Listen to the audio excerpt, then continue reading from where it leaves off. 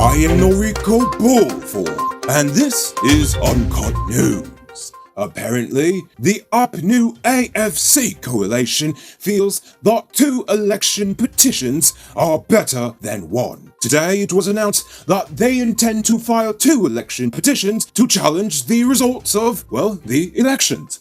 Speaking on the behalf of the AFC, Raphael Trotman said they anticipate a speedy response from the courts to move ahead with the matter. Asked whether the national recount would have any bearing on the coalition's petitions, Trotman explained that much of the party's work was already done via the recount, and the party will use the evidence coming out of that process. The evidence includes alleged voter record-keeping irregularities, the voting dead, and migrated voters. Mingo's lawyer, attorney Darren Wade, has given up on asking the High Court to immediately release Mingo from police custody. Mingo had been in custody since Tuesday pending investigations into allegations of electoral fraud. Wade told the court this morning that the 72-hour detention period has not yet expired and that he will wait until after to decide on the way forward. The 72 hours came to an end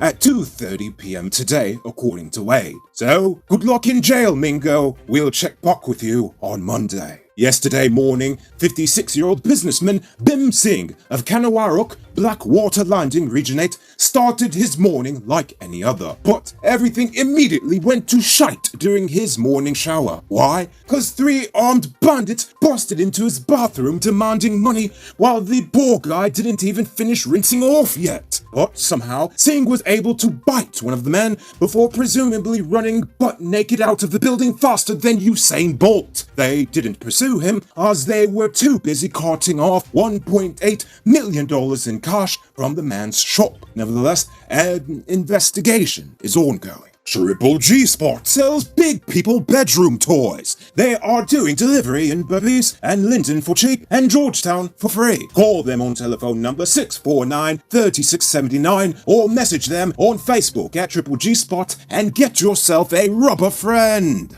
Quick action by police last evening resulted in the arrest of murder-accused Wayne Costello, called Top Cat. According to police, Costello was shot when he opened fire on police during efforts to apprehend him. The shooting and subsequent arrest occurred at Ginnip Lane, East Rumfelt. Investigators say Costello opened fire on the officers before attempting to escape on a motorcycle. However, the policeman shot back, hitting Costello in the leg. He was actually wanted by police in connection with the July 23rd robbery and murder of phone card vendor Navindra Samaru. Today, the alleged mastermind and 2 of his accomplices implicated in the gruesome murder of 23-year-old Canadian national Nicholas Ramkissoon Jaipal appeared before the Georgetown Magistrates Court. Monasar Bahari, called Brickhead, Azim Shin Gobin, called Blake, and Charan Shedhan, called Vicky, were not required to plead to the indictable charge, which alleged that between August 16th and 20th at Mosen Creek, Berbice, they murdered Jaipal. The men were remanded to prison until their next court date on October 15th, 2020. Look out, errant drivers! Police body cameras have finally reached Guyana, which means all you Ryan F. Crawfords out there better be careful when you're driving in Region 5, because senior officers of the force are supposedly watching the camera footage. It is hoped that the cameras will greatly assist officers in gathering evidence for cases as well as a deterrent for asking drivers for a raise. Now my question is, how long will it take before officers, quote, forget to turn on the camera before shooting the unarmed suspect, end quote.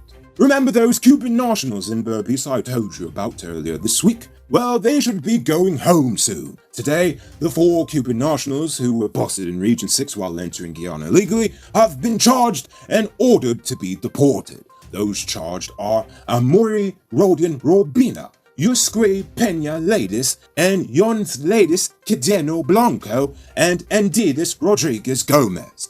They pleaded guilty. They were fined $20,000 each, or in default of 3 weeks in prison. You've always dreamed of owning your own car, but it seems like your foot is destined to be on the tar. Change your destiny. bring your $800,000 savings down to BM Soat Auto Sales at Lot 9 Crow Street, Georgetown. Tell them Noriko sent you to find out about their loan option, or call them on telephone number 231-8451. BM Soat Auto Sales, it's your turn to drive. Now, let's take a look at news in the region and around the world. Uruguay's State Officials Confederation called a 24-hour protest strike on Thursday against salary reform proposed by the government. The workers' union opposes a salary guideline that would imply a loss of income during the next 5 years. Also, the public sector workers reject the budget cuts established since March due to the pandemic.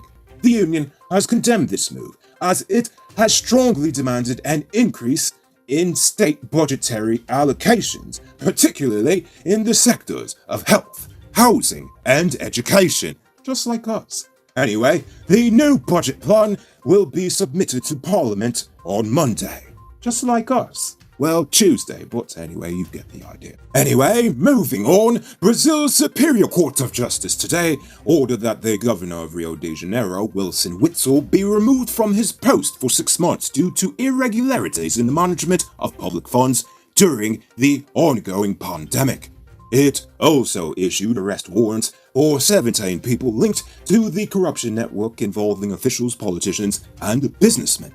Previously, the Attorney General's office denounced the governor, his wife, and the Rio de Janeiro Legislative Assembly President André Siciliano for corruption. Inside the regional government, Witzel structured a criminal organization that was divided into 3 groups, all of which disputed power among themselves by paying bribes to public agents.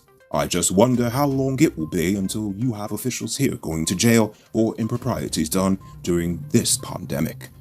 Anyway, moving on to international news. The elusive street artist Banksy has come to the rescue. Literally. He has literally come to the rescue.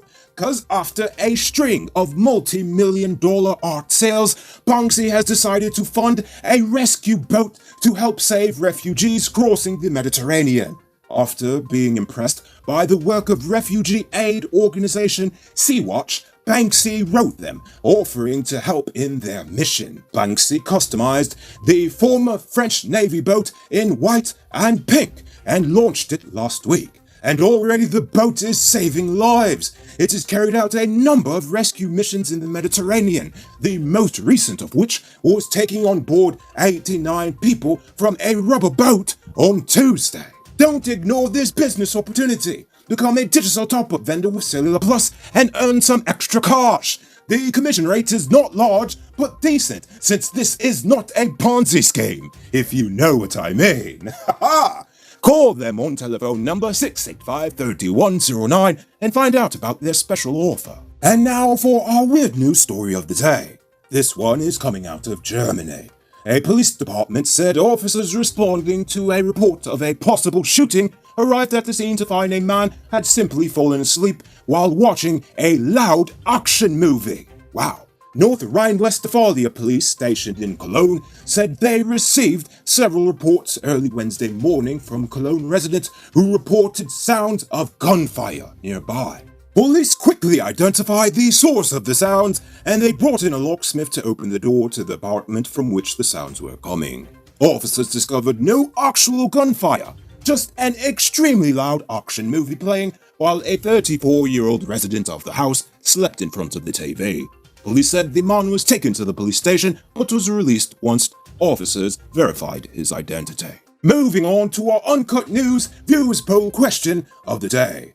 Every day we pose a question about current events in Guyana, the region, the diaspora, and how you feel it relates to us. So, you give your responses in the comments and we'll read the best ones in the following episode. Yesterday's question was, should the move to the Arthur Chung Convention Center be a permanent move for Parliament? Veronica Collymore said, yes, I believe the conference center is a great idea for holding Parliament. Reason why, it's a more quiet and secure area.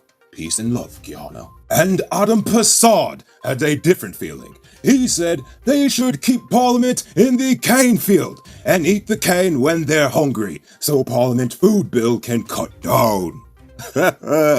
Oh, Adam, you ain't easy, bye. You ain't easy.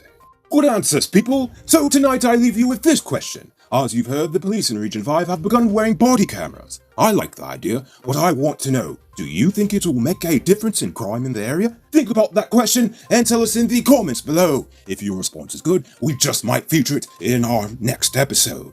Anyway, that's all the time we have for tonight. Until next time, I'm Noriko Bullford saying, have a great weekend, and as always, don't drink and drive, or you'll end up on Monday's episode the hard way. Ha ha! Hey Uncut News viewers, thanks for watching. You can subscribe by clicking on this button over here, or click over there for more news. You can also drop a comment to let me know if you've made it to the end of the video. Goodbye for now!